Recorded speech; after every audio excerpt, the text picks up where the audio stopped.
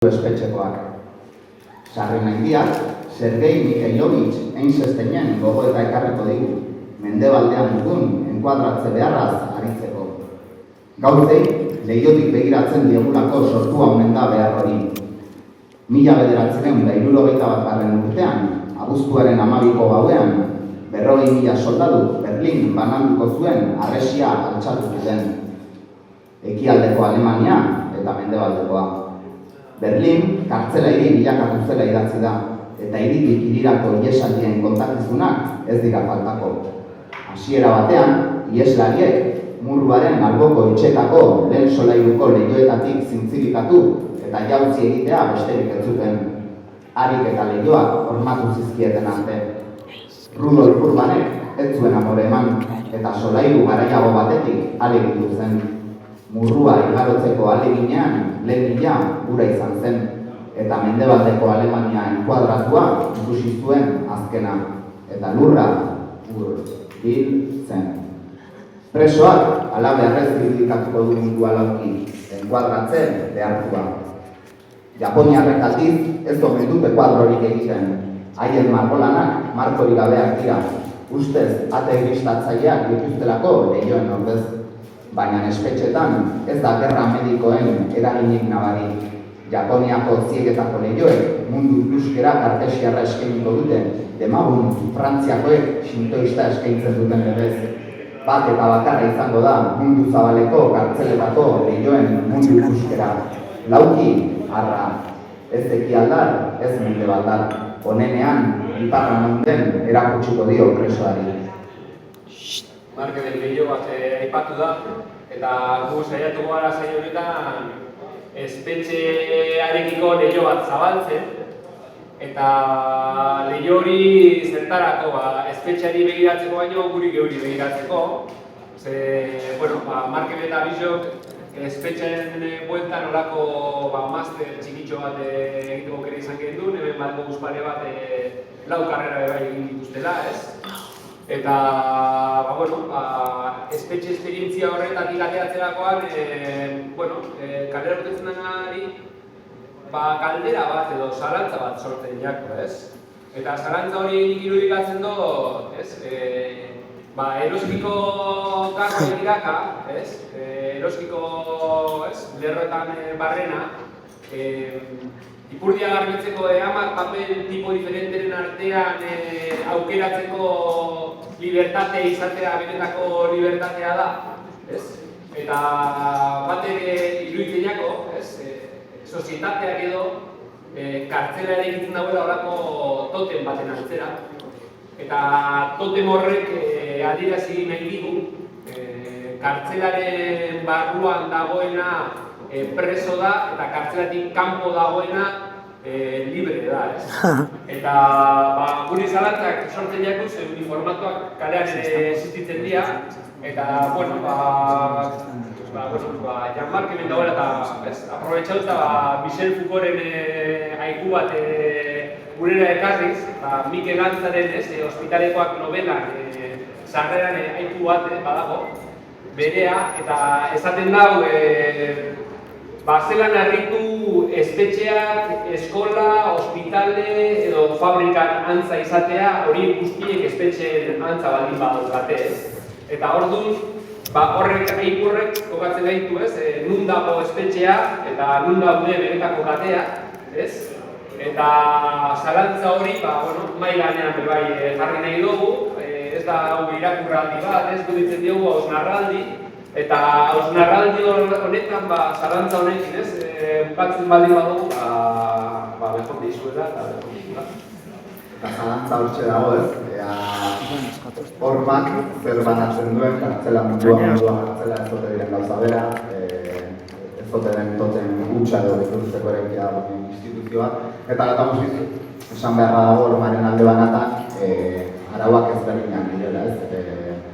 Arauak ezberdinak dira, eta elementu ezberdinak hartzen dute mahai gainean eta jokoan. Beste galderetako bat, saioa martxan jartzerakoan ateratzen zitzaiguna zen, orain arte pentsatzen genuen, edo duela gutxatu pentsatzen genuen lagun idazle batek formulatutako galdera zela, edo lagun idazlearekin hitzen eta berak esan zigun ez, así que seguruenik Oyer eta Bion arteko elkarrezketan artean dutzen gozen, baina, bueno, onera ekartzen dugu. Eta zen, eainiz, pentsatu ote dugun, goiare batek berdin pixatzen ote duen orkanen alde batean edo bestean. Hori da, banatuko dizkizuete plastikozko goiare batzuk, galdera honek ematen dio pixka bat forma saioa beraren izenburuari ere bai. Oantxe ikusiko dugu bideo bat, kasu honetan da 1977 urtean, Jon Ikasek Sankin Timbo Gartzelan eman zuen kontzertu baten lehenengo pasadizoa, eta eskatzen diogu ikuslei saio guztietan arreta jartzeko mesedez kantuan hasi aurretikan ur beharrez kartzeleroari baso bete ur eskatzen dionean eta kartzeleroak baso bete ur ematen dionean, Jon Ikasek berak basoarekin hartzen duen jarrera hori eta horreko komentatuko dugu.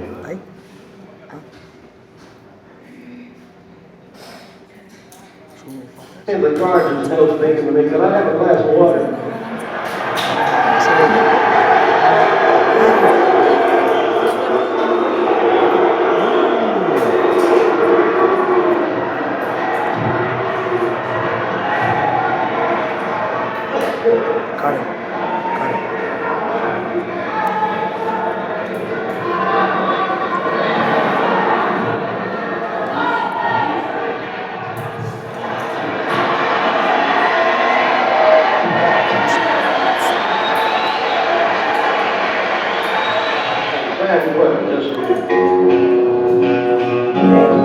Con humo, ¿no? Con humo. Un poco de humo en el vídeo. San Quentin, you've been living hell to me. You've been since 1963. I've seen them come and go, and I've seen them die. And long ago I stopped asking why. San Quentin, I hate every inch of you. Te voy a grabar. You cut me and you scarred me through and through. And I was Es así. Eso es. No hay problema. Yo tomo por loca. Sí.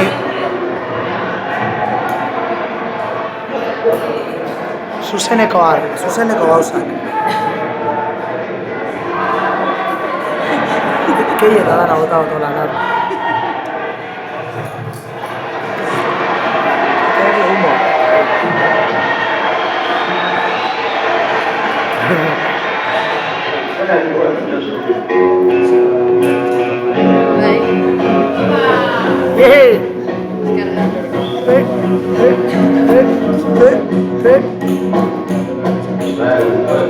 you've been living hell to me. Since 1963, I've seen them come and go, and I've seen them die. And long ago I stopped asking why. San Quentin, I hate every inch of you. You cut me and you scarred me through and through.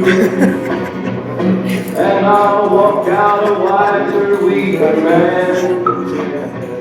This because you can't understand.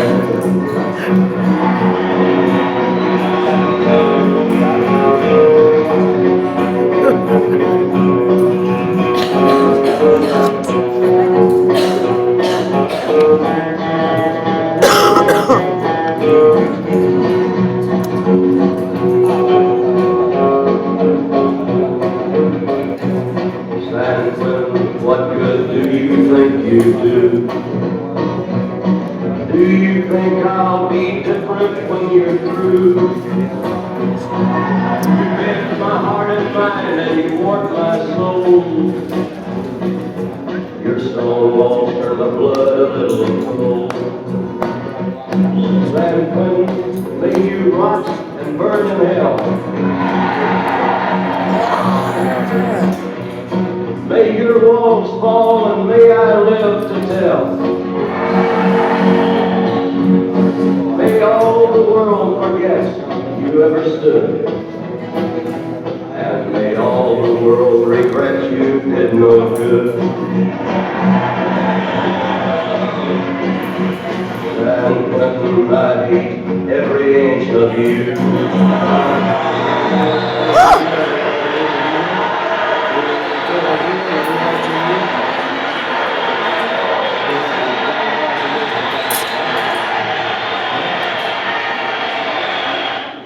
Bueno, ikusi duzue, gura eskatzen dio kartzelerari zuten zaio basorete urrarekin, edan edo emintzioa egin ostean, hautsi egiten du aurrera bota eta gainera zapaldu, ez? Bueno, gure ustetan hori egiten du, Jon Ikasek basoa, kartzelerako ematen dio basoa kartzelaren simbolo bezala hartzen duelako eta presoen aurrean, kartzelaren aurrean, baso hori txikitu eta hautsi egiten du, ez?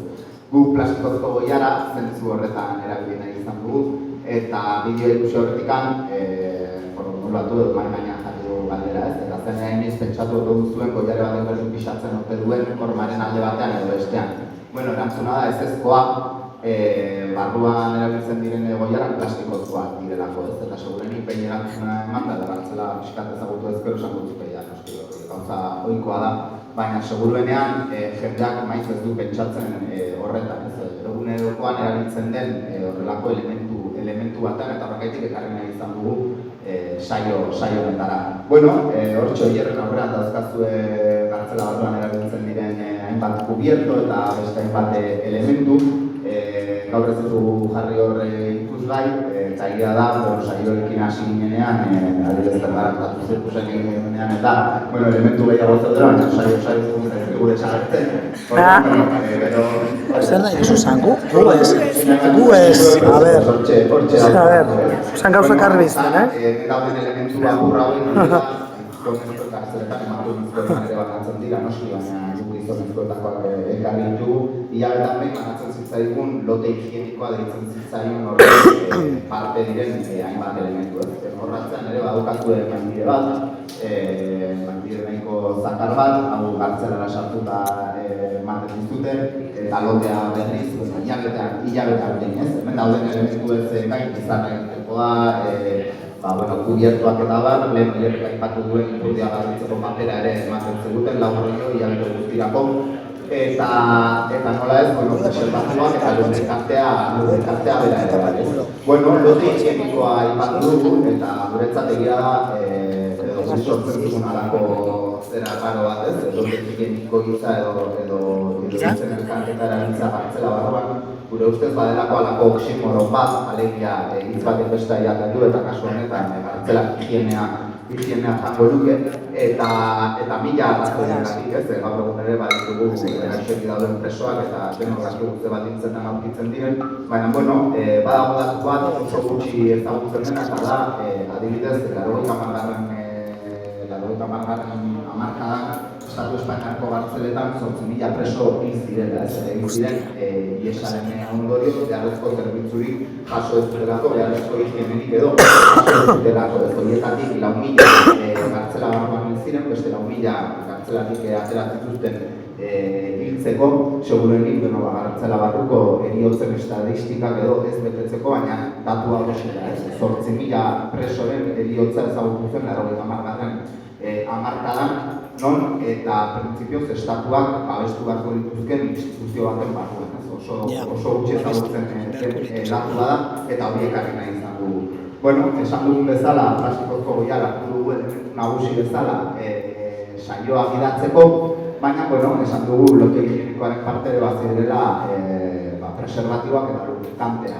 Eta honek eramaten ditun beste gogoeta eta da, maitasuna ditzen duen hori edo afektibitatea sexua bera gartzelan nola bizi ote denez eta ondorengo gogoeta edo norabide horretan dihoa. Preso dagoenarentzat, maitasuna gehienetan bere saietzen kaiolako barroteak etengabe joko dituen txoria izango da. Amodio poemarik xamurrena izkiriatu nahi dintzuke, poeta erromantikoen xalotasun eta errugabeziarekin idatzi zuen sarren handia Puertoko kartzelan. Kartzela ordea ez dago maitatzen usteko egina, eta munduaren beste aldean motzen dira bereziak. Horrelako poema gogotsu bat eginen izuke, baina zer laburra den lirikarena. Leioa zabaltzean zeldara zure ordez errealitatea sartzen zain, bere altzairuzko atzaparrekin, horroka, berriz, mina hau.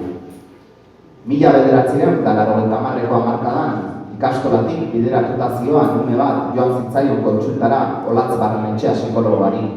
Umeari familia marrazteko eskatu ziotenean, ama eta bera marraztu zituen orrialdearen erdigunean, eta aparte hankari gabeko aita bat.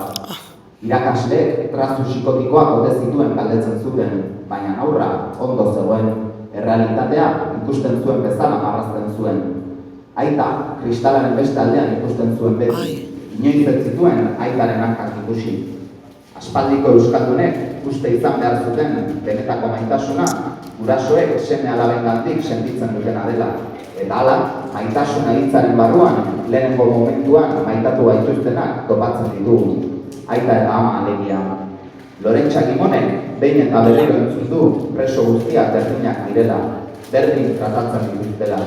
Euskal preso politikoa bazara ordea, egalite gutxi dago, eta kartzela zuzendari baten justiziak eta justiziak errimatu egiten dutelako 7 urteko alaba ikustea debekatzen baditute, fraternite delakoak zer esan nahi duen Frantziako espetxeak bereziak dira, ez dirudite frantsesak. Berriz, mina hau. Frantziako espetxe gehienetan, presoek ez dute harreman intimoak izateko eskubiderik. Harreman fisikoak debekaturik daude, eta hala ere, zenbait bisita belatan larrutan egiten da. Zaindariek ez ikusiarena egiten dute, baina baldintzak kaskarrak dira, beti mehatxupean eta lasterka, lapurretan hariko badira bezala ibili behar, dio Arnaud Gaiar soziologo eta sexualite presoen inguruaren egileak. Sexua ez da gertakari arrunta, horren atzean afektibotasuna dago, maitasuna maiz. Bizi arruntean, norberaren nortasuna eraikitzeko gertakari garrantzitsua da, eta baita gizartean tokia hartzeko tresna ere. Ekialdeko eta Ipar Europako estatu zenbaitetako espetxe sistemetan, presoak bikotekidearekin eta familiarekin egoteko aukera du, 24 orduz. Hegoaldeko estatuetako ereduek ere kontuan hartu dute aldi bateko harreman intimoa. Aitzitik, Frantziako estatuko lege testuetan eta espetxetako barne arautegietan ez da sexu hitza aipatzen, lizunkeria eta alkea lotsa baizik. Pudorea mantendu beharra azpimarratzen da, eta horretan oinarritzen da sexualitatearen debekua, berriz, mina hau.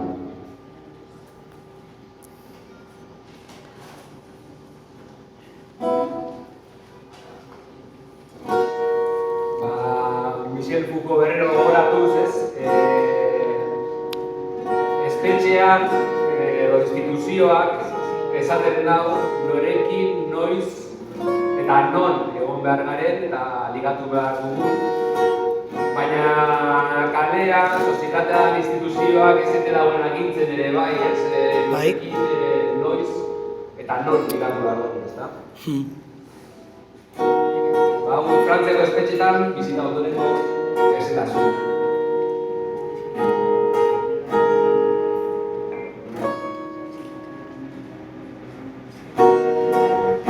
Ziega barruan, bakarrik nagoena,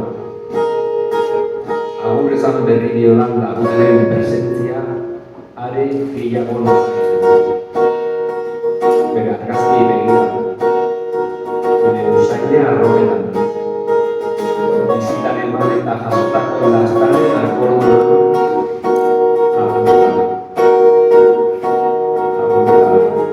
bere sexua duela istante bat lokutorioan gertatu bezalaxe, berriz tenkatzen ari dela sentitu dezake.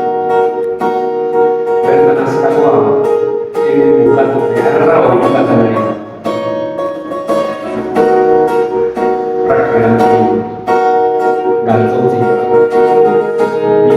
Geratu ez ez bezala, oraingo horretan plazer utxez.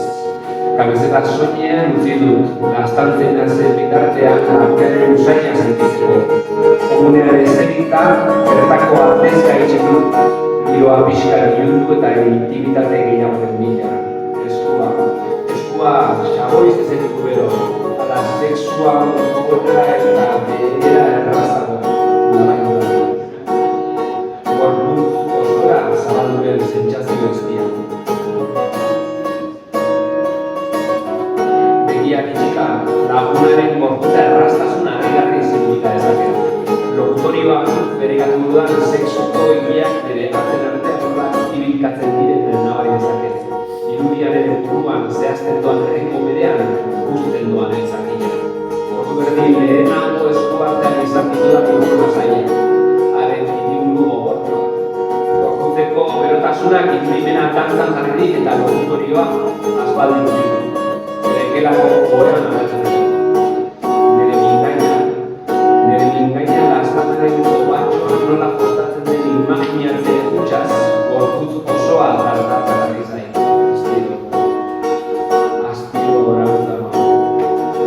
Artxoak bere Espainekin ditu arte. Haren lepoari bizita txiki bat egin ondoren, gure mingainik elkarren Espainetan topo egite. Elkarren ahotik egarri handiz eta naziaren instante berean ondoratu eta lehertzear dagoen ezagia, bere almoan barona. Elkarren ritmoan hasi da. Dantza eski batean elkarren gorpuztak.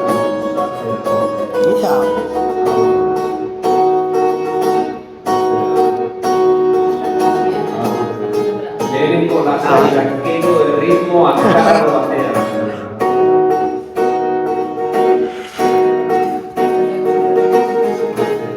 Bere arnaz eskua erotiota, entzun liteke mugimendu etengatean apurta. Apurka zakilean gora doan azian nabaritu ezaketa. Lazer ezketetako bere irrifarra ikusi dudan instante berean behertu naiz. Aziaren epeitasuna eskuan nabari ezaketa. Gorputz osoa alakor lasaitasun gozo batean murgildu da. Begiak ere ditu. Komuneko iluntasuna. Zigaren komuneko iluntasuna. Zigaren iluntasuna eta hala ere bizitak utzitako arrastoa. Sexuaren plazerra. Ausentziari gain hartu dion lastanaren presentzia. Sexuaren mugatua dugun inguruotan, plazer hartze bakartia bakardadaren aurkako sabotaia ekintza da. Grina piztu digun ura, gure larrua artera dakartigun bultza da. Sexualitaterik gabeko izate inhuman honega ikuste eta guk larru azalaren berotasun eztia aldarrikatzen dugu. Kerubina sexuatuak baino, zerua asaltos hartzeko prest dagoen deabru eta sorgin kuadriak. Orain da hostia izango zen, Anariren desnudame. Desnudame, eso es.